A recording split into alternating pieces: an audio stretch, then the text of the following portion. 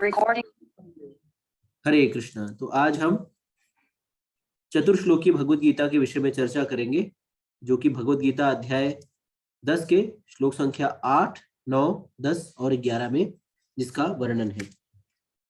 तो हम एक एक श्लोकों को समझने का प्रयास करेंगे कि ये 4 श्लोक जो कि भगवद गीता के सार है, इसमें भगवान क्या क्या कह रहे हैं, क्या क्या बता रहे हैं, क्या क्या समझा रहे हैं।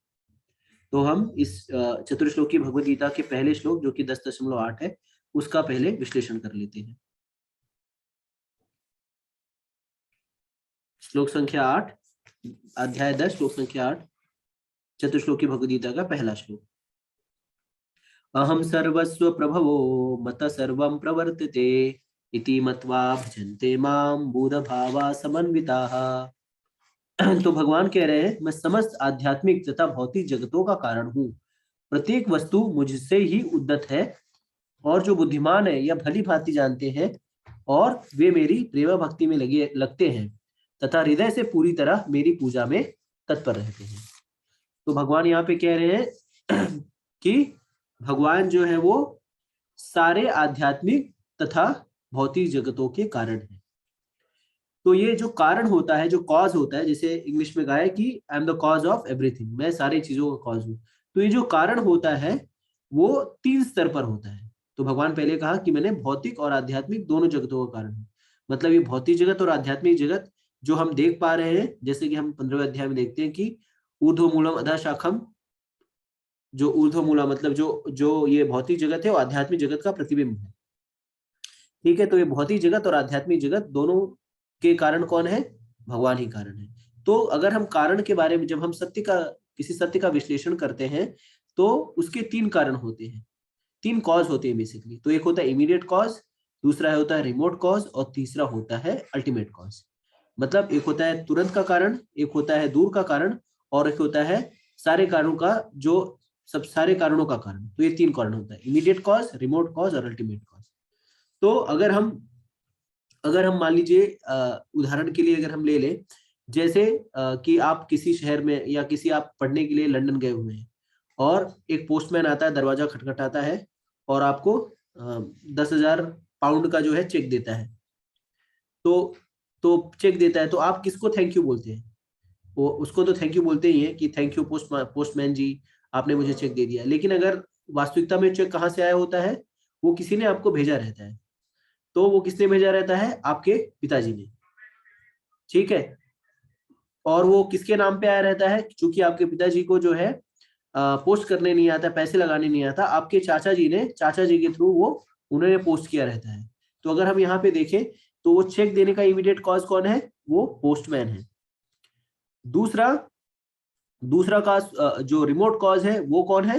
रिमोट कॉज आपके चाचा जी हैं, जिन्होंने आपके पिताजी को मदद की वो पैसा लगाने में, और जिनके नाम से, जिनके खाते से वो 10,000 पाउंड का जो है चेक जारी किया गया। और अल्टीमेट कॉज कौन है? वह है आपके पिताजी। तो उसी तरह से सारे कॉजों के, सारे कारणों के जो प्रमुख कारण है, अल्टीमेट कारण है, वो है सारे भौतिक और आध्यात्मिक जगत के अल्टीमेट कारण कौन है? वो है भगवान। ठीक है, तो जैसा कि, और इसके विषय में ब्रह्म संहिता में ब्रह्मा जी ने बहुत ही विस्तार से जो है वर्णन किया है। वो कहते हैं कि ईश्वर परम कृष्ण सच्चिदानंद विग्रह अनादिर आदिर गोविंद सर्व कारण कारणम। तो सारे कारणों के प्रमुख कारण कौन है? भगवान। तो ये चर अचर जगत जो भी हमें दिखता है, ये जीवित या जो भी इस जगत में जो भी मिनरल्स हैं, जो भी जो कहते हैं पावर के सोर्स हैं, सूर्य, चंद्र, वरुण, वायु इत्यादि, ये सब जो भी चीज है वो किससे आते हैं? वो भगवान से आते हैं या भगवान के ही कारण है। जैसा ब्रह्म संहिता में कहा गया, ये यस्य भ्रमति काल चक्रो। तो ये भगवान से ये सूर्य, चंद्रमा, वायु, वरुण, इंद्र, चंद्र, ये सब जो है भगवान की शक्ति है। और ये जैसे आप कभी देखते हैं कि सूर्य जो है अपने समय पे आ जाता है, चंद्रमा जो है अपने समय पे आ जाता है, और वर्षा जो है अपने समय पे आ जाती है, क्या कहते हैं, ठंडी जो है अपने समय पे आ जाती है। ये सब किसके कारण से होता है? ये सब भगवान के ही कारण से है। और ये जो इतनी सृष्टि हम देखते हैं, भूमंडल, वायुमंडल जो भी है, इतने सारे ग्रह नक्षत्र जो हवा में तैर रहे हैं, जैसे हम कहते हैं ना ग्रेविटी, जैसे ग्रेविटेशनल फोर्स क्या करता है, ऊपर से जो चीज होती है उसको नीचे की तरफ खींचता है। लेकिन आप देखिए सूर्य जो है एक ही जगह पे सेट है, चंद्रमा जो है वो यथावत हवा में तैर रहा है, वहां पे कोई ग्रेविटेशनल फोर्स नहीं कर रहा है।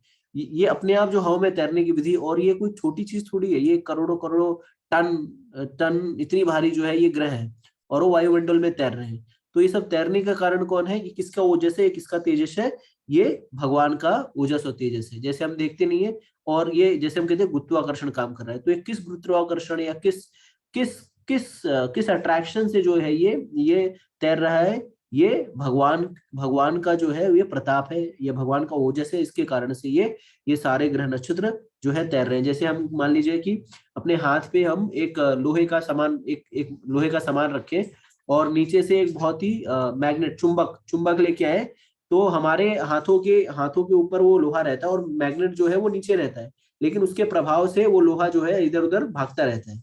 भले ही वो लोहा उस पर स्पर्श नहीं करता, लेकिन फिर भी उसका ओजस, उसका जो सरकमफरेंस, जो उसके तेज का जो दायरा रहता है, उस दायरे में अगर वो लोहा आ रहा है, तो वो जैसे जैसे वो घूमता है वैसे वैसे वो नाचता है। तो उसी तरह से ये ब्रह्मांड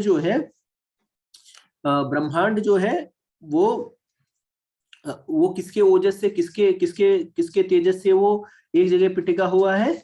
वो भगवान के ही। तो अगर हम देखेंगे, मान लीजिए हमें अगर अगर हम अपने अपने आप को जो है अपने विषय में देखें कि हम कौन है, तो हम पाते हैं कि हम जैसे शास्त्र चक्षु से देखते हैं, तो हमें समझ में आता है कि हम ये शरीर नहीं, हम आत्मा है। ठीक है, आत्मा, ये शरीर, मान लीजिए शरीर भी है, तो शरीर हमें कहाँ से मिला? हमारे पिता कौन है? तो हमारे पिता कोई XYZ व्यक्ति है, उनके पिता कौन है? तो कोई XYZ व्यक्ति है। और इस तरह से जब हम ट्रेस करते करते जाएंगे, तो अंततः हम ब्रह्मा जी पे पहुंच पाएंगे, और ब्रह्मा जी के बाद हम भगवान पे पहुंच जाएंगे। तो अगर हम देखेंगे तो हम सारे लोग कारणों को देखते हैं, लेकिन जो प्रमुख कारण होता है उसको जो खोजता है वो बुद्धिमान होता है। ठीक है, तो हम देखते हैं कि जैसे जैसे कोई कोई घटना घटती है, जैसे कहीं भी चोरी होती है, या कहीं पे कोई उचक्का जो है कोई चीज उड़ा ले जाता है, तो जब चोर या उचक्का जो है पकड़ा जाता है, तो पुलिस क्या करती है? पुलिस उस व्यक्ति से पूछताछ करती है, और पूछताछ करके क्या समझने का प्रयास करती है कि इस रैकेट का कोई सरगना कौन है। ठीक है, तो उसी तरह से अगर हम इस सारे सृष्टि, भौतिक जगत के जो भी विषय वस्तु है, अगर उसके कारण को देखें, अगर उस कारण को ट्रेस करते जाएं, तो हमें समझ में आएगा कि कि उसका जो प्रमुख कारण है वो भगवान है। जैसे एक व्यक्ति, एक साइंटिस्ट है जिनका नाम था डॉकिन। तो ये डॉकिन करके जो साइंटिस्ट थे, उन्होंने कहा, वो जो है नास्तिक साइंटिस्ट थे, तो कहे कि इस पूरे जगत का कोई क्रिएटर नहीं है। ठीक है, और ये सब भौतिक तत्वों से ये प्रकट हुई है, और इसका क्रिएटर जो है कौन है? वो कोई भौतिक व्यक्ति ही होगा, तभी ये पूरी सृष्टि का निर्माण हुआ है। ठीक है, लेकिन लेकिन ये बात, और उन्होंने कहा कि जब हम जो है उस भौतिक व्यक्ति को खोज लेंगे, तो भगवान को खोजने की हमें आवश्यकता नहीं पड़ेगी। लेकिन डॉकिन की ये बात जो है सरासर गलत है। क्यों? क्योंकि ये भौतिक प्रकृति और आध्यात्मिक प्रकृति के सृजनकर्ता जो है वो भगवान ही है, उसके जो मालिक नियंता भी भगवान ही है। तो कई बार लोग प्रश्न करते हैं कि हम भगवान को नहीं देख पा रहे हैं, भगवान को नहीं देख पाते। तो भगवान का एक शब्द है अधोक्षज। अधोक्षज का अर्थ होता है कि जो भौतिक इंद्रियों से परे हो। तो हम जो है भौतिक इंद्रियों से ना समझ में आए, वो चीज को अधोक्षज। तो भगवान को हम इस भौतिक इंद्रियों से नहीं देख पाएंगे। अगर भगवान को हमें देखना है, तो हमें आध्यात्मिक आध्यात्मिक इंद्रियां प्राप्त करनी पड़ेंगी। और एक चीज, हम भगवान को जो है भगवान को अगर हम चाहें कि उनको समक्ष हम देख करके समझ पाए, तो पॉसिबल है। भगवान को हम उनकी शक्तियों के अनुभव से समझ सकते हैं। ठीक है, तो कैसे उनकी शक्तियों से हम अनुभव के समझ सकते हैं? जैसे हवा हवा जो है वो चलती है लेकिन दिखती नहीं है। जैसे कि गर्मी गर्मी जो है, या अग्नि का जो तेज है, वो दिखता नहीं है, महसूस होता है। इसी तरह से भगवान को हम इस भौतिक इंद्रियों से महसूस कर सकते हैं, लेकिन उनको समक्ष देख नहीं सकते जब तक कि हम आध्यात्मिक स्तर पर जाते हैं। जैसे कि शास्त्रों में कहा गया है कि तर्क वितर्क करके हम भगवान को कभी नहीं समझ सकते। अगर हमें भगवान को समझना है, तो भगवान को भक्तों के संग में रह करके ही समझना पड़ेगा। और भक्त हमें कहाँ से ज्ञान देंगे? भक्त हमें शास्त्र चक्षु से ज्ञान देंगे, शास्त्रों से हमें बताएंगे कि भगवान भगवान कहाँ पे रहते हैं, भगवान जो है भगवान की क्या लीलाएं हैं या उनके क्या क्या कार्यकलाप है, ये हम शास्त्र चक्षु से भक्तों द्वारा ही समझ सकते हैं। उनकी वाणी से हम समझ सकते हैं, शास्त्र प्रमाण से हम समझ सकते हैं। तो उदाहरण हमें दिया जा सकता है कि अगर अगर कोई व्यक्ति जो है अपने पिता के बारे में जानना चाहे कि उसके पिता कौन है, तो सबसे सरल तरीका क्या है अपने पिता को समझने का कि मेरे पिता कौन है, तो अपनी माता से पूछ ले। और अगर उसकी माता जिसको कह दे ये आपके पिता है तो उसे पिता मान ले, तो ये सबसे सरल तरीका है ज्ञान ग्रहण करने का।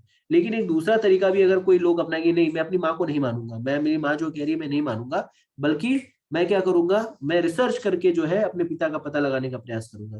तो चल कहेगा चलो ठीक है। तो पूरे विश्व में जो है ऐसा कहा जाता है अगर पूरे विश्व के डीएनए का आकलन, जैसे हम कहते हैं डीएनए टेस्ट कर लेंगे, तो डीएनए टेस्ट का अगर हम आकलन करेंगे तो पूरे 800 वर्ष निकल जाएंगे सारे सारे विश्व के सारे लोगों का डीएनए टेस्ट आकलन करने का। क्या प्रश्न ये उठता है कि 800 साल के हम जीवित रहेंगे। दूसरी चीज ये है कि एक डीएनए टेस्ट करने के बाद कम से कम 200 लोग इन 800 जो जितने भी सैंपल साइज लेंगे, करोड़ों अरबों का जो भी सैंपल साइज रहेगा, वो सैंपल साइज में कम से कम 200 लोग आपको मिल जाएंगे जिनका सेम डीएनए होगा। तो आप बता सकते हैं क्या इन 200 लोगों में से कौन आपका पिताजी है? ठीक है। तो ये बहुत ही रिसर्च करके ज्ञान प्राप्त करना जो है बहुत ही डिफिकल्ट होता है। तो शास्त्रों में बताया गया है ज्ञान ग्रहण करने का दो दो तरीका है, एक आरोह पंथ, एक अवरोह पंथ। तो आरोह पंथ का अर्थ होता है रिसर्च करना, आप उसको रिसर्च करिए, खंगालिए खंगालिए खंगालिए और अंतोदगत्वा प्राप्त उसको समझिए। और दूसरा होता है अवरोह पंथ की अथॉरिटी ने कहा और जो उस पे अथॉरिटी है उन्होंने बताया और आपने उसको मान लिया। तो रिसर्च का बेसिकली अर्थ होता है वो चीज जो कभी रही ही नहीं हो। रिसर्च का अर्थ होता है आप उसको, वो चीज लुप्त हो गई और आप उसको प्राप्त कर रहे हो। जैसे कि ऐसे कहा जाता है कि फराडे ने क्या किया, इलेक्ट्रिसिटी की खोज की, बिजली की खोज की। तो क्या बिजली पहले नहीं था? बिजली पहले था। इलेक्ट्रिसिटी का अर्थ ही होता है कि इलेक्ट्रॉन जो ट्रेवल करता है उससे जो वो उत्पन्न होती है वो इलेक्ट्रिसिटी होती है। तो ये विद्युत पहले से ही था, लेकिन फराडे ने क्या किया, उसको डिस्कवर किया, उसको प्राप्त किया। लुप्त नहीं हो गया था, वो ज्ञान पहले से मौजूद था। जैसे ग्रेविटेशनल जो कहते हैं ग्रेविटी, गुरुत्वाकर्षण, तो ये गुरुत्वाकर्षण पहले नहीं था क्या, लेकिन उन्होंने उसको डिस्कवर किया। ठीक है। तो इस तरह से हमें भगवान को डिस्कवर करने की आवश्यकता नहीं है। जो सारे कारणों के कारण है वो भगवान कौन है इसके विषय में शास्त्रों में ही बताया गया है। ठीक है। और हम जान सकते हैं कि उनकी इच्छा के बगैर कुछ भी नहीं हो सकता। अगर हम समझे अपने जीवन में, अगर हम समझे जो शास्त्र कहते हैं कि सारे कारणों के कारण है, तो वो भगवान जो भौतिक और आध्यात्मिक जगतों के कारण है, वो उनकी कारण से ही सब कुछ होता है। उनकी आज्ञा के बगैर जो है एक पत्ता भी नहीं होता। तो इसको कैसे समझे, तो इसका उदाहरण जो है केन उपनिषद में आता है। तो केन उपनिषद में बताते हैं कि एक बार देवासुर संग्राम होता है और देवासुर संग्राम में जो है देवतागण जो है किसी अपनी अपनी मेहनत से जो है राक्षसों को हरा देते हैं। और फिर जब वो राक्षसों को हरा देते हैं तो सारे देवता अपनी अपनी पत्नियों के पास आते हैं और अपनी डींगे हाँकने लगते हैं कि मैंने ऐसा तीर मार दिया तो ऐसा हो गया, और मैंने ऐसे, इंद्र ऐसे बोलता है, दूसरे देवता बताते हैं अपनी अपनी जो है अपनी अपनी शक्तियों के बारे में, मेरे शक्ति के कारण ये हम विजयी हुए, इस तरह से। और ये सारी चीजें जो है भगवान जो त्रिकालदर्शी उनको समझ में आ जाती है कि ये लोग जो है सारे लोग गर्भ से परिपूर्ण हो गए हैं। तो भगवान कहते हैं अच्छा। तो भगवान क्या करते हैं, एक यक्ष का रूप धारण करते हैं और एक यक्ष का रूप धारण करके वो आते हैं देवताओं के समक्ष। और मतलब जब ये लोग बातें कर रहे होते हैं तो वो कहते हैं कि ठीक है, आप लोग अभी भी ताजा ताजा जो ये युद्ध जीत के आए हो, तो आप लोग को लग रहा है आपने जीता है? तो बोले हाँ हमने जीता, हमारे 100 ऋषि जीता। तो कहते हैं ठीक है, कोई दिक्कत नहीं। तो वो क्या करते हैं, एक तृण लेते हैं, एक घास का टुकड़ा लेते हैं और उसको रख देते हैं वहां पे और बोलते हैं कि तुम लोग बहुत ही बाहुबली हो ना, बहुत ही शक्तिशाली हो, तुम लोग देवी देवता हो, तो इसको हिला के दिखाओ। तो पहले वायु देवता आते हैं और खूब वायु देवता आते हैं और खूब ताकत लगा करके जो है इसको फूंकते हैं, हवा चलाते हैं। और जितना भी फूंकते हैं वो पत्ता जो तिनका जो है वो हिलता ही नहीं है। फिर जो है अग्नि देवता आते हैं, उसको फिर अपनी शक्ति लगा के उसको फूंकते हैं, लेकिन वो तिनका जो हिलता नहीं है। इस तरह से सारे देवी देवता जो है अपना प्रयास कर लेते हैं उसको हिलाने का, लेकिन वो तिनका जो है हिलता ही नहीं है। और तभी जो है इंद्र को ये बातें पता चलती है कि ऐसे ऐसे हो रहा है। तो इंद्र जो है वहां पे आता रहता है कि मैं चल के ये इसको हिला के दिखाता हूँ। लेकिन वहां पे उन्हें पार्वती माता जी मिल जाती है और कहती है कि वहां पे मत जाना, क्योंकि वो व्यक्ति कोई और नहीं, वहां पे जाओगे तो तुम्हारी बेइज्जती हो जाएगी। और इंद्र वहां से भाग जाता है। तो भगवान वहां पे क्या स्थापित करते हैं, भगवान, तभी से ये कहा जाता है कि भगवान की इच्छा के बगैर एक तिनका भी नहीं हिलता। तो ये केन उपनिषद, हम लोग कहते नहीं कि ये ऐसे ही बोल दिया जाता है, नहीं, इसका उदाहरण जो है केन उपनिषद में है, जहाँ पे ये लीला घटी। तो भगवान ने यक्ष के रूप में इन देवताओं का घमंड तोड़ा और उनको दिखा दिया कि उनकी इच्छा के बगैर कोई पत्ता भी, तिनका भी नहीं हिल सकता। तभी तो क्या ब्रह्मा जी कहते हैं, ईश्वर परम कृष्ण सच्चिदानंद विग्रह अनादिरादिर गोविंदा सर्व कारण कारणम। और भगवान के लिए कोई मामूली बात नहीं है ये, कोई मतलब कोई बहुत बड़ी बात नहीं है ये, क्योंकि वो सब चीज के नियंत्रक है। जैसे शक्ति जो है वो शक्तिमान के अंडर में, तो सारी शक्तियां जो है वो भगवान के अंडर में ही है। तो उनके लिए इस तरह से व्यवस्था करना कोई कोई आश्चर्यजनक बात नहीं है। जैसा कि दामोदर लीला में हम देखते हैं, दामोदर लीला के समय भगवान क्या करते हैं, भगवान भगवान क्या करते हैं, एक उखल को लेकर के जाते हैं दो पेड़ के बीच में, और दोनों पेड़ को जब वो चलते हैं तो दोनों पेड़ जो है वो गिर जाते हैं, और उसमें से दो देवता निकलते हैं, नलकूर और मणिग्रीव। लेकिन अगर आप में से कोई मैकेनिकल इंजीनियर होगा तो वो इस बात से सहमत नहीं होगा। क्यों नहीं सहमत होगा? क्यों? क्योंकि अगर जैसे हम साइंस के हिसाब से देखें, तो अगर कोई चीज, अगर मान लीजिए अगर कोई चीज जो है आप इस तरह से दो रस्सी बांध करके अगर आप लेके जाए, रस्सी बांध करके लेके जाए, और दो पेड़ों के बीच में रखे, दो पेड़ों के बीच में रख के खींचे, तो क्या होगा, वो रस्सी टूट जाएगी। अगर जो मैकेनिकल इंजीनियर होगा जिसने साइंस पढ़ा होगा वो चैट में बता सकता है कि ये सही है कि नहीं। और रस्सी टूट जाएगी और आपके पीछे सिर्फ रस्सी बचेगी और उखल जो उस साइड में रहेगा। लेकिन लेकिन भगवान ने क्या किया, तो इसका इसका उत्तर जो है विश्वनाथ चक्रवर्ती ठाकुर अपनी टीकाओं में देते हुए कहते हैं कि भगवान ने क्या किया, उस रस्सी को एम्पावर कर दिया, उस रस्सी को इतना शक्तिशाली बना दिया कि रस्सी जो है रस्सी नहीं रहेगी, वो स्टील का कार्य करने लगी। और जब भगवान उस उखल के बीच में लेके गए तो रस्सी भी इतनी शक्तिशाली हो गई कि उसने दो पेड़ों को भी धराशायी कर दिया, गिरने में सहयोग कर दिया। तो वही हम कहते नहीं है, अल्लाह मेहरबान तो गधा पहलवान। तो भगवान अगर चाहे तो वो कुछ भी कर सकते हैं। जैसे कि हम भगवान राम के, जब भगवान ने रामचंद्र जी का अवतार लिया था तो उस समय वो इंद्र का लड़का जयंत, वो सीता जी के कंधे पे बैठने का प्रयास कर रहा था, और भगवान उससे देख करके क्रोधित होते हैं। वो क्या करते हैं, एक तिनकों को उठाते हैं और उसे उससे किसका, तीर का काम लेते हैं, और वो जो है जाता है, और वो इतनी तीव्रता से उनका पीछा करता है कि वो तीनों लोक में जाता है, कहीं उसको संरक्षण नहीं मिलता। क्यों? क्योंकि सब बोलते हैं राम बाण, ये तो भगवान का, राम का बाण है, तो ये तो काम करेगा ही। फिर उसके बाद वो जयंत जो है वो भगवान के पास आकर के माफी इत्यादि मांगता है। तो कहने का तात्पर्य है, भगवान के लिए कोई भी चीज जो है इम्पॉसिबल नहीं है। ये सारी चीजें तो है, बहुत ही छोटी बात है। ठीक है। इसके बाद हम देखते हैं कि जैसे कि हम समझे तो भगवत गीता में बेसिकली जो है तीन चीजों की पुष्टि की गई है। पहली चीज कि भगवान जो है वो सारे कारणों के कारण है। दूसरा कि भगवान जो है सभी चीजों के सार है, तो भगवान सब चीज को, मतलब भगवान की इच्छा के बगैर तिनका भी नहीं हिलता। दूसरी चीज है दूसरी चीज है कि भगवान जो है वो सभी चीजों के सार है। जैसे भगवान कहते हैं रसो हम अपसु कौन्ते प्रभास्मी से शूर्यो, तो भगवान जो है पानी का, जो पानी में जो स्वाद होता है वो स्वाद जो है भगवान स्वयं है। और शशि और सूर्य, मतलब सूर्य और चंद्रमा का जो तेज है वो भी भगवान है। और तीसरी चीज बताते हैं कि भगवान बेस्ट ऑफ एवरीथिंग, मतलब सब चीज में जो सबसे बेस्ट होता है भगवान वो है। जैसे कहते हैं कि जंगल के जो प्राणी है उसमें सिंह, भगवान सिंह है। और भक्तों में सबसे सर्वोपरि कौन है? भगवान प्रहलाद है। तो इस तरह से तीन चीजें जो है होती है कि भगवान जो है सारे कारणों के कारण है, भगवान सभी चीजों के सार है, और भगवान जो है सभी चीजों में बेस्ट है। ठीक है। इसके बाद इस श्लोक का जो सेकंड पार्ट है वो भगवान बताते हैं कि अगर अगर ये चीजें, अगर कोई जान जाएगा कि भगवान समस्त कारणों के कारण है,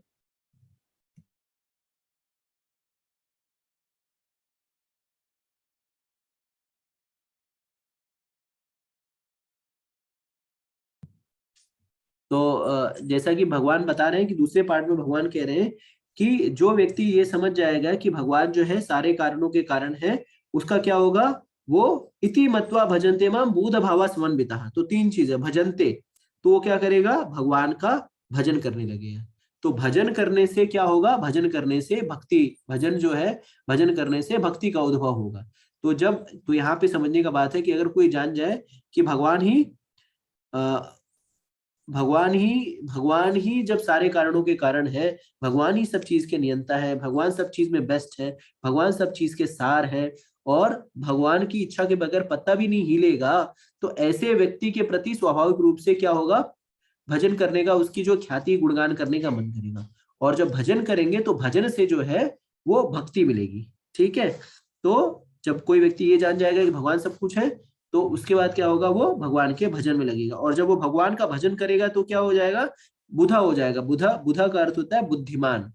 ठीक है, तो बुद्धिमान व्यक्ति भगवान का भजन करेगा जो ये जान जाएगा। बुद्धिमान कैसे होगा, बुद्धिमान व्यक्ति मतलब बुद्धिमान का अर्थ क्या है यहाँ पे, कि बुद्धिमान व्यक्ति ये समझ पाएगा कि भगवान ही सारे कारणों के कारण है। जैसे भगवत गीता में भगवान कहते हैं, मनुष्य नाम सहस्त्रेषु कश्चित् इति सिद्धे यतामपि सिद्धानाम कश्चित् माम वेति तत्वतः। तो भगवान को तत्वतः तभी समझ पाएगा जो जो बुद्धिमान होगा। ठीक है, वैसे भगवान की सत्ता को सब लोग देखते हैं, भगवान किस तरह से, भगवान की शक्तियां किस तरह से कार्य कर पा रही है, लेकिन जो बुद्धिमान व्यक्ति होता है वही जान पाता है कि भगवान ही सब सारे कारणों के कारण है। अथवा वो मनोचिंतन में लगा रहता है कि ये हो सकता है, वो हो सकता है, लेकिन भगवान बुद्धिमान व्यक्ति जो है भक्ति करता है, और भक्ति करने से भगवान को समझ जाता है। जैसे 7वें अध्याय में भगवान ने कहा कि चतुर्विधा भजन्ते माम जना सुकृतो अर्जुन आर्थो जिज्ञासु अर्थार्थी ज्ञानी च भरता सदा। तो 4 प्रकार के लोग जो है भजन्ते माम, तो 4 प्रकार के लोग जो भगवान को भजते हैं वो कौन कौन है, आर्थो अर्थार्थी जिज्ञासु और ज्ञानी। तो आप देखेंगे तो सारी चीजें कितनी रिलेटेड, और ये चारों टाइप के लोग जो है वो क्या है, इंटेलिजेंट है, बुद्धिमान है। ठीक है, और फिर भाव समन्विता। तो भाव समन्विता का अर्थ क्या है, भाव समन्विता का अर्थ है कि जब कोई व्यक्ति जो है भगवान को सब कुछ का कारण मान लेगा, तो व्यक्ति बुद्धिमान हो जाएगा। बुद्धिमान होने के कारण वो भगवान का भजन करेगा, और बुद्धिमान व्यक्ति भगवान का भजन करेगा, और भजन करते करते वो भगवान की प्रेम की सेवा में लग जाएगा। तो भगवान की सेवा जो है, भाव समन्विता का अर्थ है कि भगवान की सेवा जो है वो 5 रसों में की जा सकती है। कौन कौन से रस है, आप लोग जानते हैं, समझदार है। तो कौन से रस है कि वो है शांत रस, दास रस, साक्षी रस, वात्सल्य रस और माधुर्य रस। तो शांत रस का अर्थ है कि पेड़, जैसे भगवान के धाम में पेड़ इत्यादि बनना, या गाय पशु पक्षी इत्यादि बनना, ये हो गया शांत रस में। झूला बनना और मुरली इत्यादि, ये शांत रस में। फिर दास रस में, मतलब भगवान का दास बन के सेवा करना, जैसे हनुमान जी उसके उदाहरण है। फिर साख्य रस, भगवान का सखा बन करके उनकी सेवा करना, जैसे अर्जुन। वात्सल्य रस, जैसे भगवान के माता पिता बनकर के उनकी सेवा करना, ये चौथा। और आखिरी जो है माधुर्य रस, मतलब भगवान के साथ कॉन्जुगल लव, मतलब स्त्री पुरुष का जो संबंध है उस तरह से जो है भगवान की सेवा करना। तो यहाँ पे भगवान कह रहे हैं कि अगर कोई व्यक्ति ये जान जाए कि मैं ही सारे कारणों का कारण हूँ, सब कुछ मुझसे ही उद्गत है, तो व्यक्ति जो है, बुद्धिमान व्यक्ति क्या करेगा, भगवान की प्रेमा भक्ति में लग जाएगा, और फिर भगवान का भजन करेगा, और भगवान की प्रेमा भक्ति में लग जाएगा। और ऐसा व्यक्ति जो है वो भगवान उसे बुद्धिमान कहते हैं। तो ये हो गया श्लोक संख्या 60, क्या कहते हैं, चतुर्श्लोकी भगवद गीता का पहला श्लोक, जिसमें हम ये समझते हैं सार रूप में कि भगवान ही समस्त आध्यात्मिक तथा भौतिक जगतों के स्रोत हैं और सारे कारणों के कारण हैं। अब आते हैं दूसरे श्लोक पे, श्लोक संख्या 9 पे। मच्चित्ता मतगत प्राणा बोधयन्ता परस्परम कथयन्तश्च मां नित्यं तुष्यन्ति च रमन्ति च। तो अब भगवान यहाँ पे भगवान जो है शुद्ध भक्त के लक्षण को यहाँ पे प्रदर्शित कर रहे हैं। तो भगवान क्या कह रहे हैं कि मेरे शुद्ध भक्तों के विचार मुझ में वास करते हैं, उनके जीवन मेरी सेवा में अर्पित रहते हैं, उनके जीवन मेरी सेवा में अर्पित रहते हैं, और वे एक दूसरे को ज्ञान प्रदान करते तथा मेरे विषय में बातें करते हुए परम संतोष तथा आनंद का अनुभव करते हैं। तो यहाँ पे भगवान क्या कह रहे हैं कि भगवान के जो शुद्ध भक्त है वो सदैव क्या करते हैं, वो भगवान की दिव्य प्रेमा भक्ति में सदैव रमे रहते हैं। और इसका अर्थ है कि उनका जो मन है वो सदैव भगवान के चरण कमलों से हटता नहीं, वो कोई और चीज सोच ही नहीं सकते सिवाय भगवान कृष्ण के विषय में। और ये लक्षण किसके हैं, ये लक्षण भगवान के शुद्ध भक्तों के लिए। तो भगवान के शुद्ध भक्त जो है वो भगवान के विषय के अतिरिक्त और कोई विषय वस्तु सोचते नहीं है। जैसे हम लोग जो है जब तक भक्तों के संग में रहेंगे तो हम भगवान के विषय में सोचेंगे, उनके बारे में चिंतन करेंगे। इनफैक्ट ये सब चर्चा करते हुए भी हम लोग इधर उधर की बातें करते रहते हैं। हम लोग भगवत कथा में है, भगवत भगवत कक्षा में है, हम भगवान के विषय में सुनने से, भगवान की वाणी, भगवान की लीलाओं को सुनने के इतर हम सारा कुछ करते हैं, लड़ते झगड़ते हैं, क्या क्या हम नहीं करते। और मन जो है यहाँ वहां भागता रहता है। हम रहते तो है फिजिकली वहां पे, लेकिन मन जो है कहीं और भागता रहता है। ठीक है, लेकिन भगवान के जो शुद्ध भक्त होते हैं वो सदैव उनका विचार जो है भगवान में रहता है। जैसे एक कथा आती है जनक महाराज के विषय में। तो जनक महाराज जो थे, उनके जो पुरोहित थे, उनका नाम था याज्ञिकल ऋषि। तो याज्ञिकल ऋषि क्या करते थे कि वो कथा करते थे, भगवत कथा करते थे, और जब तक जनक महाराज वहां पे पहुंच नहीं जाते थे तब तक वो कथा जो है वो शुरू नहीं करते थे। वो वेट करते कि जनक महाराज आ जाए तो मैं कथा स्टार्ट करूं। और ये चीजें जो है याज्ञिकल ऋषि के जो सन्यासी डिसाइपल्स होते थे, उन्हें उन्हें ये जस्ती नहीं थी। उन्हें लगता था कि क्यों मेरे जो गुरु महाराज हैं वो, हम सन्यासी, हम तो सारे विरक्त हैं, लेकिन ये एक कर्मी के लिए जो है, जनक जो है कि राजा है, भोग विलास में लगे हैं, परिवार वाले व्यक्ति हैं, और उनके लिए जो है वो कथा जो स्टार्ट नहीं करते, वेट करते रहते हैं। तो ये बात जो है याज्ञिकल ऋषि को समझ में आ गई कि उनके शिष्यों को इस तरह इस चीज से थोड़ा सा खेद है, या इस चीज से थोड़ी सी दिक्कत है कि क्यों याज्ञिकल ऋषि जो है जनक महाराज के लिए रुकते हैं। तो सोचते हैं कि इसके लिए कुछ युक्ति करनी पड़ेगी। तो एक दिन क्या होता है, ऐसी कथा चलती रहती है, भगवत कथा चलती रहती है, और जहाँ पे सन्यासियों का झुंड होता है वहां पे एक छोटा सा बालक आता है और उनको आकर के कहता है कि ऋषिगण ऋषिगण, आप सभी का जो मठ है या जो मंदिर है, जो जो आपकी जो कुटिया है, उनमें आग लग गई है। और इतना कहते, जैसे वो कहता है कि हमारी उनकी जो ये जो भक्तगण है उनकी कुटिया में आग लगी है, सारे सन्यासी जो हैं वो कथा छोड़ करके भागते हैं अपनी कुटिया, जलती हुई कुटिया को बचाने के लिए। आप सोचिए कि सन्यासी व्यक्ति के पास क्या होगा। एक सन्यासी के पास दो सेट जो है धोती कुर्ता होंगे, और उसकी लंगोट होगी, और उसका कमंडलू। कमंडलू तो ये लोग लेके साथ में ही बैठे थे। तो बचाने क्या गए वहां पे, बचाने गए वो दो सेट धोती कुर्ता या जो भी है उतरी होगी, और जो उनकी कॉपी है, ये बचाने के लिए वो कथा जो है, कथा छोड़ करके भाग गए। ठीक है, तो जब जब जब जब ये चीज हुई और सब याज्ञिक ऋषि देख रहे हैं कि सारे सन्यासी शिष्य भाग रहे हैं, उन्हें कुछ कहा नहीं, वो चुप रहे। और फिर जब वो वापस आते हैं, देखते हैं वहां पे तो कोई आग नहीं लगी, तो बहुत शर्मिंदा होते हैं, और शर्मिंदा होकर के वो पुनः कथा में बैठ जाते हैं। याज्ञिक ऋषि इसका कुछ प्रतिरोध नहीं करते, कुछ नहीं करते। कुछ दिन बाद क्या होता है कि कथा चल रही होती है, और याज्ञिकल ऋषि वहां पे बैठे होते हैं, जनक महाराज वहां पे बैठे होते हैं, और एक सैनिक आता है दौड़ता दौड़ता, और वो चिल्लाके हुए कहता है कि जनक महाराज, आपके राजमहल में आग लग गई है। तो जनक महाराज कहते कोई दिक्कत नहीं है, और वो कथा सुनते रहते हैं। फिर कुछ देर के बाद एक दूसरा सैनिक आता है, कहता है जनक महाराज, आपके जो है रानी का रनवास जो है, रानी का वास जो है, वहां पे जो है आग लग गई है। तो जनक महाराज कुछ कहते नहीं, कथा कर सुनते रहते हैं। फिर उसके बाद कुछ देर बाद एक लड़का वो आता है, एक सैनिक आता है, कहता है राजा, जनक महाराज, आपके जो पुत्र का जो है उसमें जो है आग लग गई है, उसके उसके महल में आग लग गई है। और जनक महाराज वहां से हिलते नहीं है जब तक कि कथा नहीं खत्म हो जाती। उसके बाद वो जाते हैं और देखते हैं वहां पे कोई आग नहीं लगी हुई थी। तो याज्ञिकल ऋषि जो है अपने सन्यासी शिष्यों को समझाते हैं कि यही अंतर है तुम्हारे में और इस राजा जनक में। तो ये राजा जनक जो है वो से देखने में ये राजा है, भोगी है, विषयी है, कामी है, बैठा है, ठीक है, लेकिन ये ईश्वर प्रेम के लिए बहुत ही, ईश्वर प्रेम में सदैव रमा है।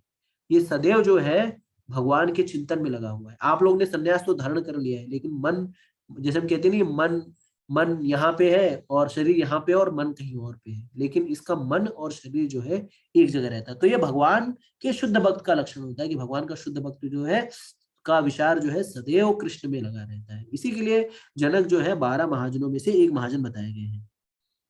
और देखिए, भक्ति जो है बहुत ही, भक्ति की शुरुआत होती है सेवा से। और भक्त जो है शुरुआत में सेवा ही करता है, और सेवा में ही उसे दिव्य दिव्य आनंद प्राप्त होता है। लेकिन जैसे जैसे उसकी सेवा परिपक्व होने लगती है, वो प्रेम के स्तर पे आ जाता है।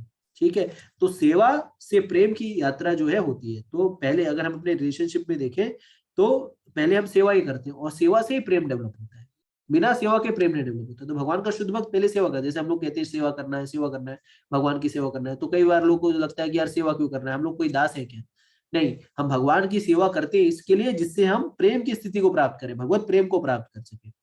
ठीक है, और जब कोई व्यक्ति इस दिव्य स्थिति को प्राप्त कर लेता है, भगवत प्रेम की स्थिति को प्राप्त कर लेता है, तो वो सर्व सिद्धि का स्वाद चखता है। तो सेवा करते हमें कुछ आनंद मिलता है, लेकिन इससे भी बड़ा आनंद जो है जब हम भगवान के धाम में भगवान के धाम में जाकर के किसी रस में उनकी सेवा करते हैं तो उससे हमें आनंद की सर्वोच्च सिद्धि प्राप्त होती है। और ये भक्ति करने की जो विधि है, जो भक्ति करते हैं हम लोग, इस विधि को जो है बीजारोपण करने का भगवान चैतन्य महाप्रभु इस दिव्य भक्ति को क्या कहते हैं कि तुलना जीव के हृदय में बीज बोने से करते हैं। ठीक है, तो ये जो बीज, ये प्रेम भक्ति का बीज, भगवान की भक्ति का जो बीज जाता है, इसका आरोपण सिंचन करना पड़ता है। और ये सेवा से प्रेम का रास्ता कैसे तय करती है? सेवा से प्रेम का रास्ता तय करती है जब ये श्रवण कीर्तन इत्यादि होता है।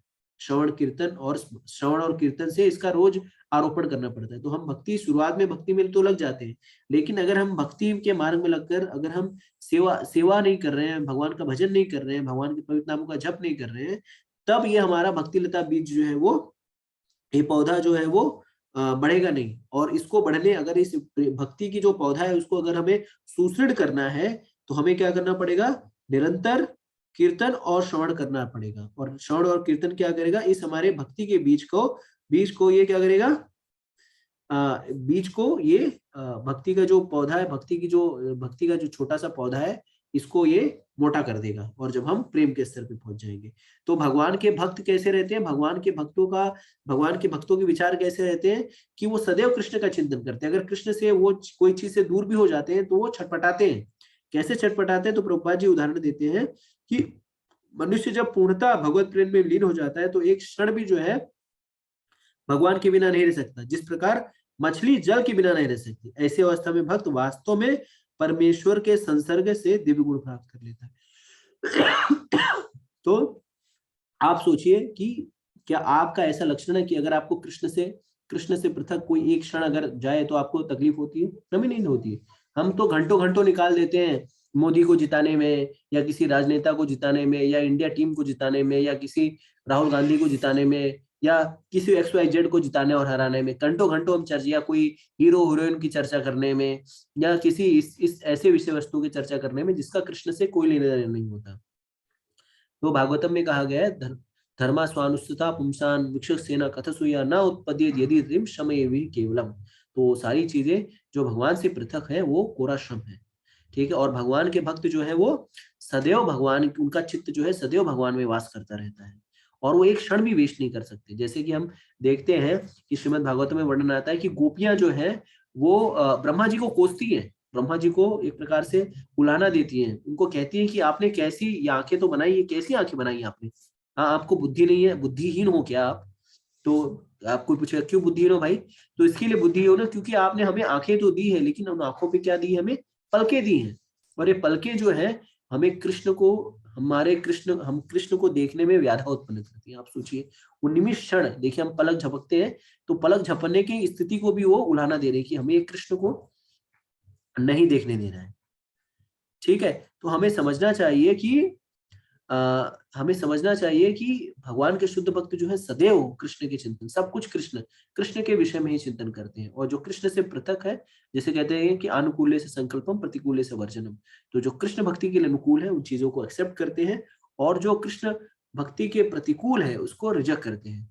और भगवान कह रहे कि ऐसे शुद्ध भक्त जो पूर्णता उनके में वास, जो उनका सदैव उनका चिंतन करते हैं, सोते जागते सब जगह जब भगवान के विषय में चिंतन करते हैं, तो उनके जीवन मेरी सेवा में अर्पित रहते हैं और एक दूसरे को ज्ञान प्रदान करते हैं तथा मेरे विषय में बातें करते हैं, परम संतोष तथा आनंद का अनुभव करते हैं।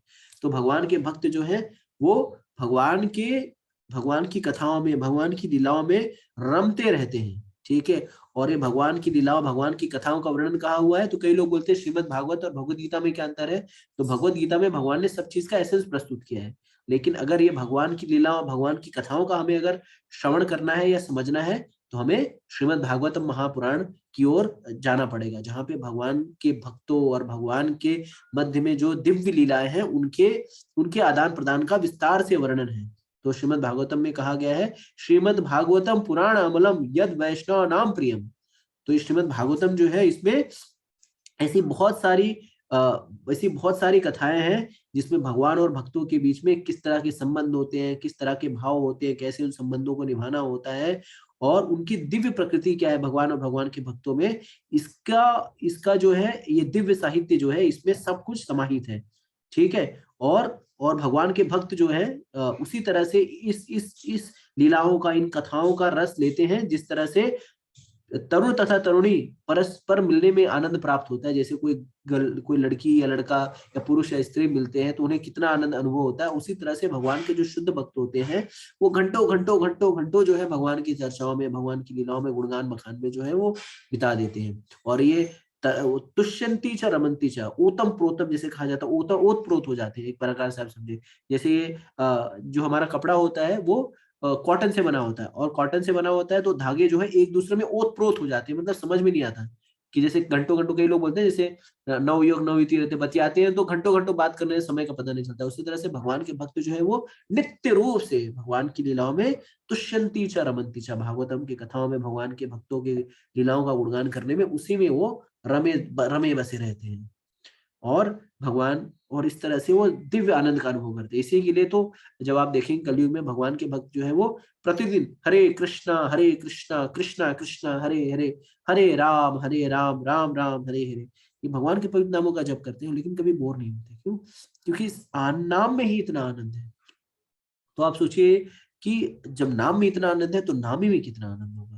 और इसी नाम को आनंद लेने के लिए, इसी भगवान की देव सुबह से शाम तक, सुबह से रात तक, सुबह जल्दी उठ जाते हैं, उठ करके जपा करते हैं, फिर भगवान की आरती कीर्तन करते हैं, फिर उसके बाद भगवान को भोग लगाते हैं, फिर नौकरी पे जाते हैं भगवान के निमित्त, उसके बाद फिर शाम को आते हैं, फिर शाम को आरती करते हैं, फिर कथा का श्रवण करते हैं, भगवद गीता पढ़ते हैं, और अंतोगत्वा जो है वो भगवत चिंतन में ही कृष्ण मुख पढ़ करके वो निद्रा में चले जाते हैं। वो पूरा दिन चिंतन करते रहते हैं किस तरह से भगवान की लीलाओं का बखान करे, भगवान के विषय में बखान करे, भगवान की सेवा में लगे रहे, और खुद भी लगते हैं और सबको भी लगाते हैं।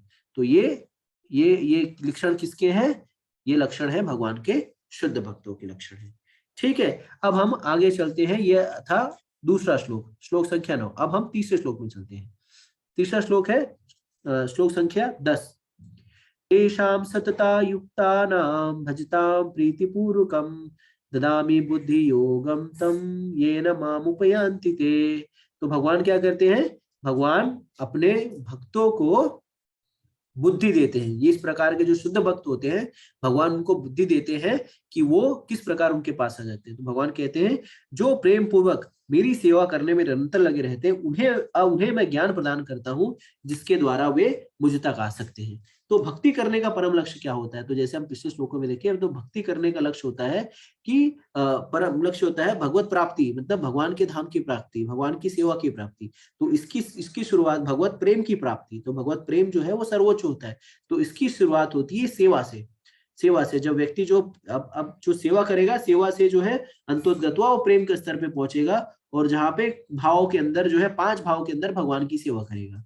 ठीक है, कौन कौन से 5 भाव? शांत रस, दास रस, साख्य रस, वात्सल्य रस और माधुर्य रस। इसके बारे में हमने शुरुआत में ही चर्चा कर ली। तो जब ऐसा व्यक्ति जो पूरी तरह से जो पूरी तरह से जिसके जो सदैव जो है भगवत चिंतन करता रहता है, जो पूरी तरह से भगवान को समर्पित है, और भगवान के विषय में बातें करने में जो है जिसको आनंद आता है, रमा रहता है, ऐसे व्यक्ति को क्या कहते हैं? भगवान कह रहे हैं कि जो प्रेम पूर्वक मेरी सेवा करने में निरंतर लग रहे थे, उन्हें मैं ज्ञान प्रदान करता हूं, जिसके द्वारा वे मुझ तक आ सकते। तो भगवान ही उनको ज्ञान देते हैं जिससे परम लक्ष्य की प्राप्ति कर सके। तो इस श्लोक में जो सबसे महत्वपूर्ण शब्द है वो है बुद्धि योग। तो भगवान ने द्वितीय अध्याय में अर्जुन को उपदेश दिया था कि मैं तुम्हें अनेक विषयों के बारे में बता चुका हूं, अब मैं तुम्हें बुद्धि योग की शिक्षा देता हूं। और उसी बुद्धि योग की व्याख्या जो है अब जो है भगवान करने जा रहे हैं। तो हम ये समझते हैं कि बुद्धि योग आखिर है क्या।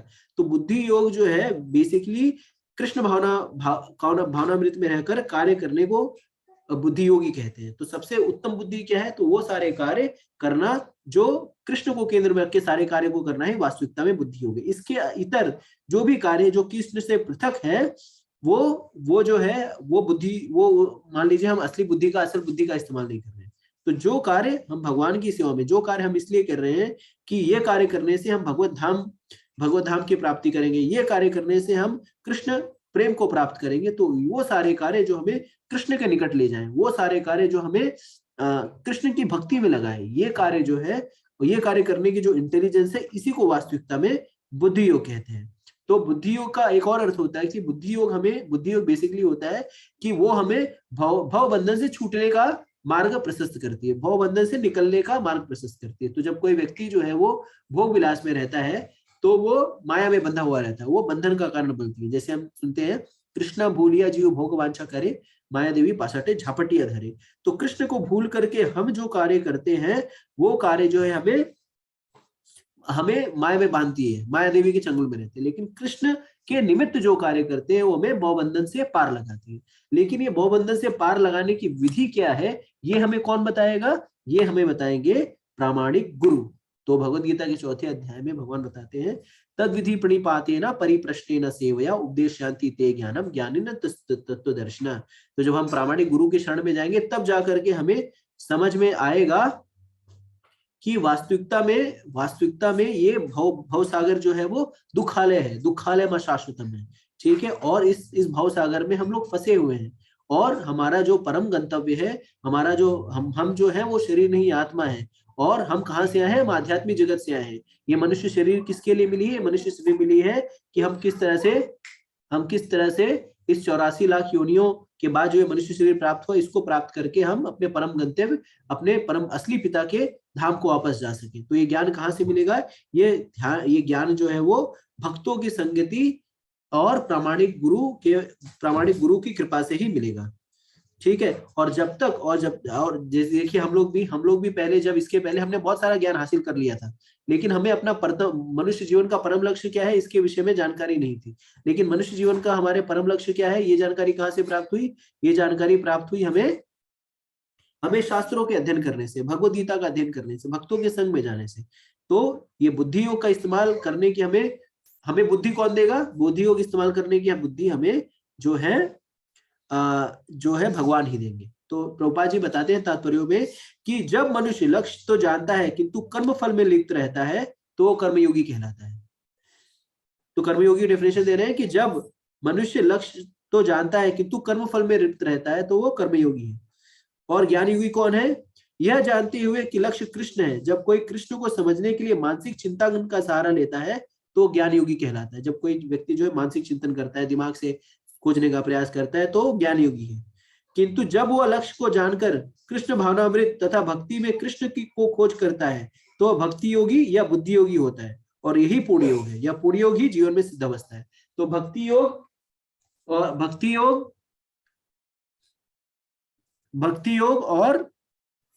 बुद्धि योग जो है एक ही है। तो भक्ति योग का बेसिकली अर्थ क्या है? भक्ति योग या बुद्धि योग का बेसिकली अर्थ ये है कि भगवान जो भी कार्य करना है वो कृष्ण के लिए करना है। ठीक है, तो ये बुद्धि योग भगवान किसको देते हैं? ये कृष्ण भावना भावित होने की विधि भगवान किसके थ्रू बताते हैं? प्रामाणिक गुरु के थ्रू बताते हैं। लेकिन ये किसके थ्रू पता चलती है? ये कब पता चलती है? जब कोई व्यक्ति जो है भगवान की प्रेम पूर्वक सेवा में निरंतर लगा रहता है। तो ये सारा ज्ञान जो है वो प्रामाणिक गुरु के द्वारा और शास्त्रों के द्वारा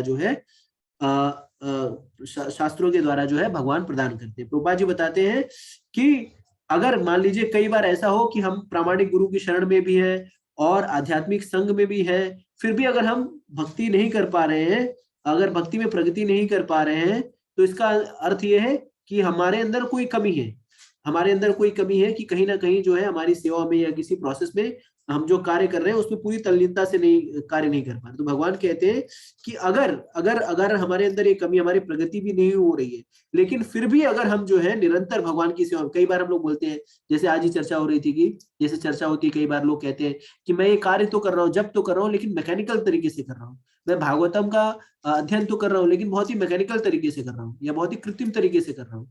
लेकिन आचार्य श्रील प्रभुपाद जी बताते हैं कि अगर हम कृत्रिम तरीके से भी लगे रहे तो अंतोतगत्वा भगवान की कृपा से हम भगवान के पास जाने का मार्ग जो है वो प्रशस्त हो जाएगा। हम जो है शयने जो है भगवत प्राप्ति के मार्ग पर उन्नत हो सकते हैं या जा सकते हैं।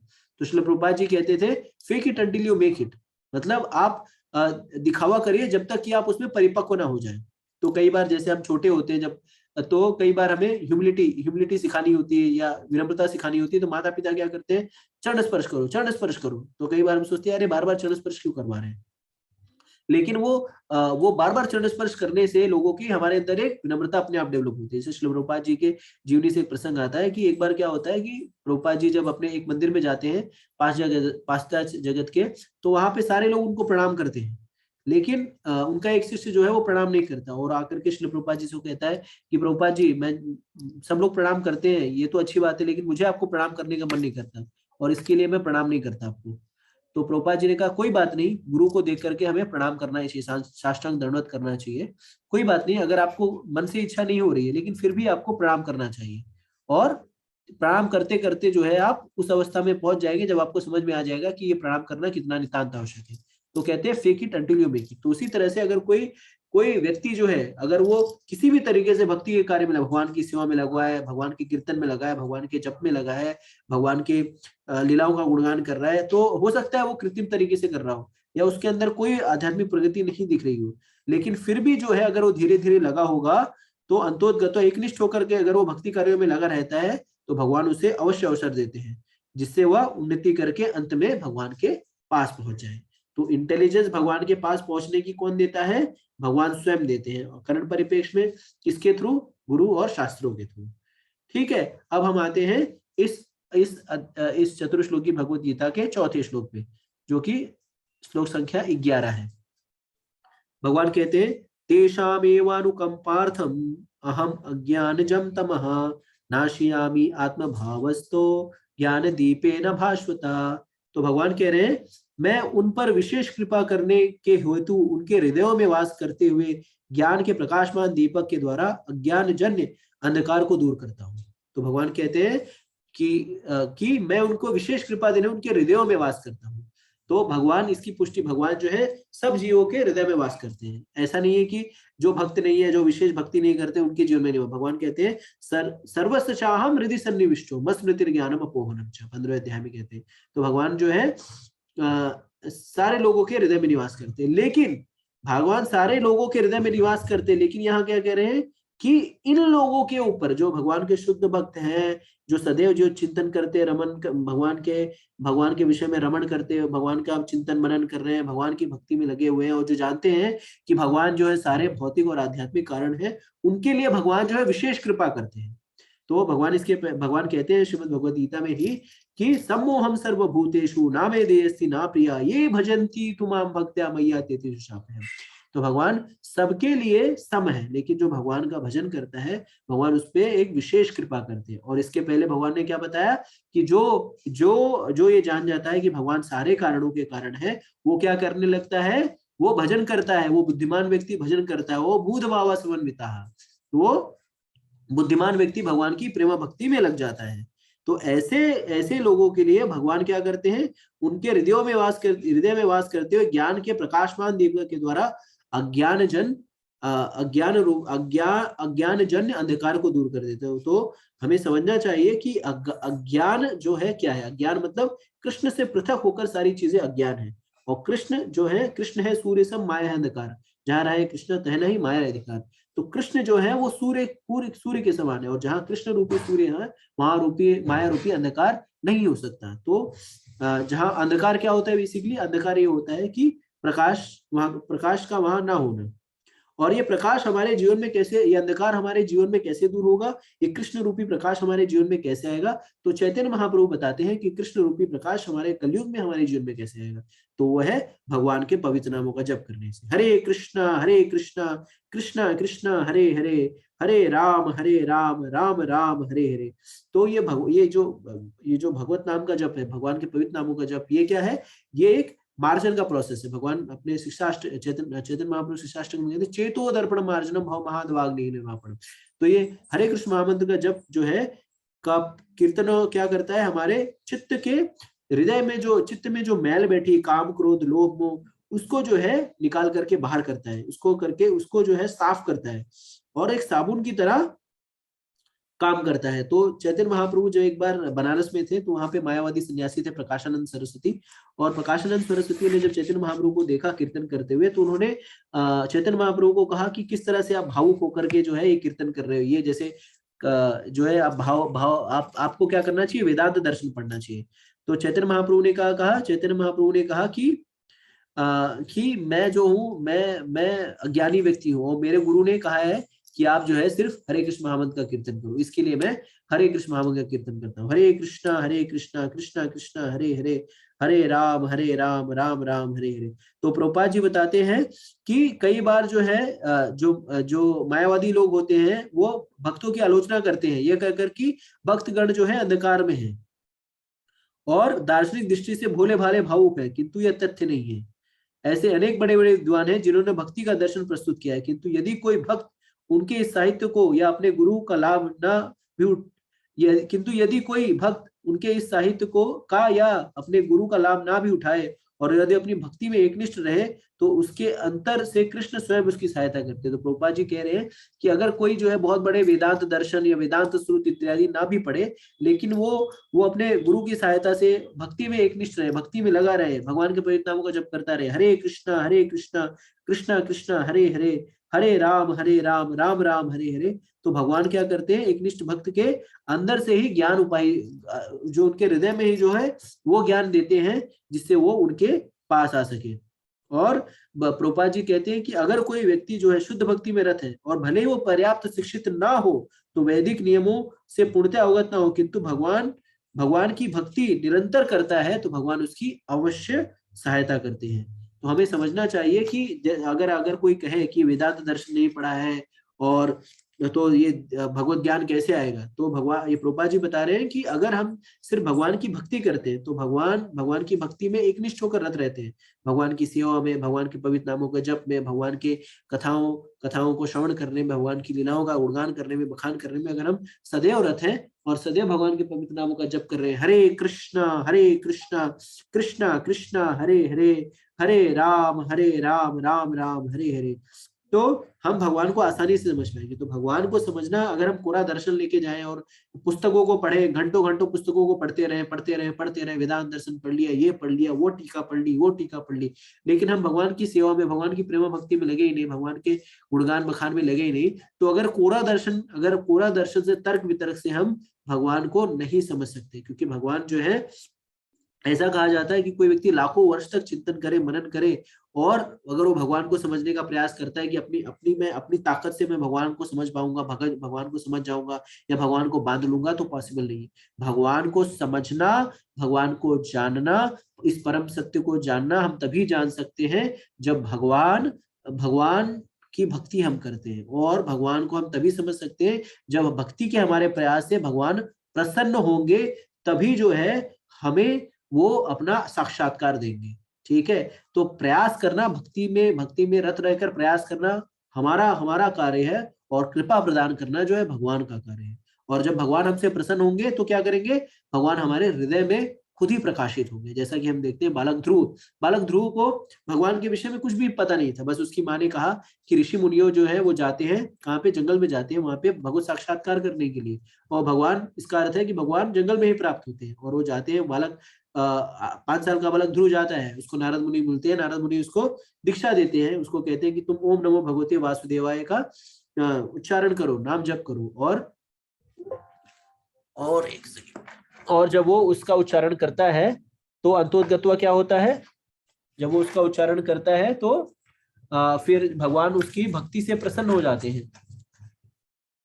भगवान जब उसकी भक्ति से प्रसन्न हो जाते हैं तो भगवान क्या करते हैं, उसके समक्ष प्रकट होते हैं। कैसे प्रकट होते हैं, भगवान प्रकट होते हैं, उसके हृदय में प्रकट होते हैं, तो भगवान उसके हृदय में दिख रहे होते हैं, लेकिन भगवान उसके हृदय में दिख रहे होते हैं, मतलब उसको कोई फॉर्म नहीं पता हो, फिर भगवान उसके हृदय में प्रकट होते हैं, और जब भगवान समक्ष प्रकट होते हैं तो वो ध्यान में रहता है ध्रुव, और फिर भगवान उसके शंख से उसको टच करते हैं, और तब उसकी आंखें खुलती है, तो वो देखता है भगवान, अरे मेरे हृदय में जो भगवान थे वो तो दिख नहीं रहे, तो भगवान उसके समक्ष प्रकट होते हैं। तो कहने का तात्पर्य है कि दिव्य ज्ञान जो है वो हृदय में प्रकाशित होगा, लेकिन कब हृदय में प्रकाशित होगा, भगवान हमारे हृदय में कब प्रकाशित होंगे, या भगवान किसी शुद्ध भक्त के हृदय में तब प्रकाशित होते हैं जब कोई भगवान की भक्ति में निरंतर लगा रहता है। वो निरंतर भगवान का, जैसे भगवान के कीर्तन करेगा, भगवान का जप करेगा, भगवान के भक्तों का संग लेगा, और निरंतर जो है भगवान की सेवा में लगे रहे। और भगवान की उपस्थिति किस तरह से होती है, भगवान की उपस्थिति होती है उस वो जो पूर्ण सूर्य की तरह, जो जैसा सूर्य जहां पे उपस्थित होगा वहां पे अंधकार नहीं रहता, तो जहां पे कृष्ण उपस्थित होते हैं वहां पर किसी प्रकार का अंधकार नहीं होता, और ये शुद्ध भक्तों के ऊपर भगवान की विशेष कृपा होती है। ठीक है, तो इससे हमें समझ में आता है, यहाँ पे समझ में आता है कि जो भगवान के शुद्ध भक्त होते हैं उनको जो है भौतिक आवश्यकताओं के लिए कोई चिंतन नहीं रहता, वो सदैव जो है कृष्ण के ऊपर आश्रित रहते हैं। वो कोई चिंतन नहीं करते कि मेरा भोजन कहाँ से आएगा, कल की व्यवस्था क्या होगी। क्यों? क्योंकि कृष्ण जो है उनके भरण पोषण की सारी व्यवस्था करते हैं। जैसे कहा गया, नित्यो नित्यानाम चेतनाश चेतनाम एको बहुधि विदधाति कामान। तो भगवान जो है वो चराचर जगत के सभी प्राणियों के भरण पोषण की व्यवस्था करते हैं। जैसे हम श्रील प्रभुपाद जी को देखते हैं, जब श्रील प्रभुपाद जी जब अमेरिका पहुंचे तो उनको ये नहीं पता था राइट जाना लेफ्ट जाना है, कि अगले दिन की व्यवस्था कैसे होगी। शैली अग्रवाल तो थी, लेकिन उन्हें पता नहीं था कि क्या होगा वहां पे, मुझे खाने के लिए मिलेगा नहीं मिलेगा। और प्रभुपाद जी लिखते भी हैं कि अब भगवान मुझे आप यूएस लेके आए हैं, यहाँ पे संयुक्त राज्य अमेरिका में ले आए हैं, और मेरा नाम भक्ति वेदांत रखा है, तो नचाओ नचाओ, जैसे आपको नचाना है आप मुझे नचाओ, लेकिन जो मेरे नाम का जो है मान अवश्य रखना। तो भगवान का भक्त जो है वो पूरी तरह से कृष्ण के ऊपर आश्रित है, भगवान के ऊपर आश्रित रहता है। वो जंगल में रहे, झाड़ी में रहे या शहर में रहे, क्यों? क्योंकि वो जानता है कि भगवान उसके साथ स्वयं उसका संरक्षण करने के लिए है। भगवान रक्षति इति विश्वासो, तो भगवान का जो शुद्ध भक्त है वो भगवान के ऊपर पूरी तरह से आश्रित होता है। क्यों? क्योंकि उसके हृदय में जो अंधकार है, माया रूपी जो अंधकार है, वो हट गया है। क्यों? क्योंकि भगवान उसके हृदय में स्वयं वास कर रहे हैं। जो भगवान उसके हृदय में स्वयं वास कर रहे हैं, वही डायरेक्शन दे रहे हैं, वही निर्देशन दे रहे हैं, तो ऐसे व्यक्ति जो है कभी भी उदास क्यों होगा? वो सदैव प्रसन्न रहेगा। जैसा कहा जाता है, कृष्णदास बिंदास और मायादास उदास। ठीक है, तो प्रभुपाद जी लिखते हैं कि शुद्ध भक्त जो है, शुद्ध भक्त के हृदय में किसी प्रकार का अंधकार, हर प्रकार का आनंद हट जाता है, क्योंकि भगवान जो है वहां पे उसके हृदय में वास करते रहते हैं। और इस कारण से वो व्यक्ति जो है सदैव प्रेमा भक्ति में प्रसन्न होकर भगवान भगवान की सेवा में लगा रहता है, और भगवान जो है उसे सब कुछ प्रदान करते रहते हैं। यही भगवत गीता का उपदेश सार है। भगवत गीता के अध्ययन से मनुष्य भगवान के शरणागत होकर शुद्ध भक्ति में लग जाता है। जैसे ही भगवान अपने ऊपर भार ले लेते हैं, मनुष्य सारे भौतिक प्रयासों से मुक्त हो जाता है। तो भक्ति करने से भगवान क्या करते हैं? भक्ति करने से भगवान शुद्ध भक्त का भार ले लेते हैं। भगवान जो है सब कुछ जो है खुद ही उसके लिए हैंडल करने लगते हैं। जो हम कहते नहीं है, हमने अपनी नैया की जो खिवैया है वो भगवान ही है। तो भगवान को जो अपनी नैया के खिवैया बना देता है, उसको कुछ टेंशन लेने की जरूरत रहती नहीं है। ठीक है, तो यहाँ पे इस भगवद गीता के चौथे चतुर्श्लोकी भगवद गीता के चौथे श्लोक का यहाँ पे उसका निरूपण किया गया, और ये सार जो है यहाँ पे प्रस्तुत किया गया। तो हमें समझना चाहिए कि ये जो 4 श्लोक है ये बहुत ही विशेष श्लोक है, और बहुत ही विशेष श्लोक है। और अगर जो कोई भी इसे पढ़े, तो अगर कोई पूरे 7 श्लोक नहीं पढ़ पा रहा हो, तो ये 4 श्लोक पढ़ने से ही सारे श्लोक पढ़ने का जो है सार एसेंस उसे प्राप्त हो जाएगा।